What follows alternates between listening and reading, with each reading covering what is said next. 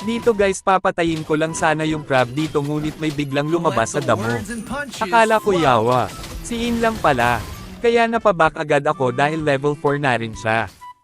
At dito nag-TP-TP ako ang di ko alam Nainas na pala si In. Kaya pinasok niya agad ako sa tower dahil gusto niya na akong bigyan. Ang di niya alam siya yung mabigyan.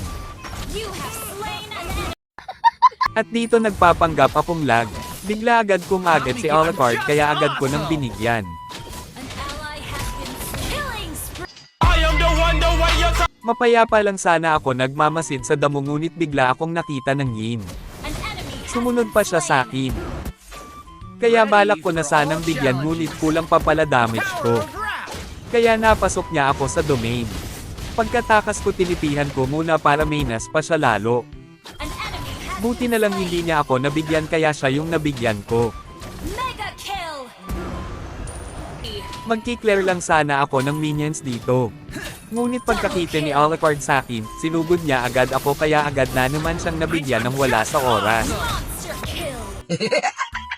Pagka second skill ko sa bato nakaapak agad ako ng tae, kaya umatras ako. Dahil sure ako na may nakaambang panganib sa akin. Pagbalik ko ayun natamaan na ako ng pana na may kasamang tae. Kaya kalahati na lang yung buhay ko dito.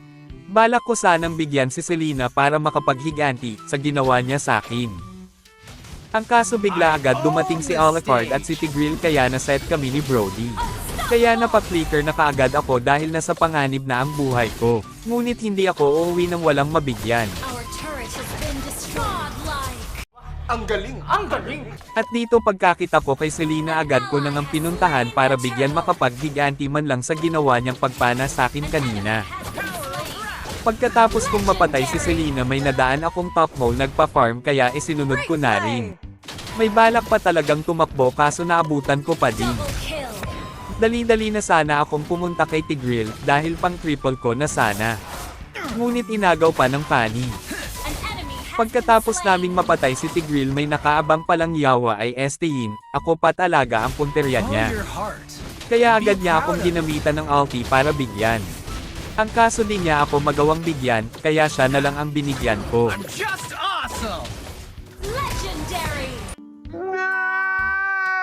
Habang nagki-clear ako ng minions dito, bigla agad nag-surrender yung kalaban. Siguro din na nila nakayanan yung sakit na kanilang sinapit sa laban na ito, kaya sila nag-surrender.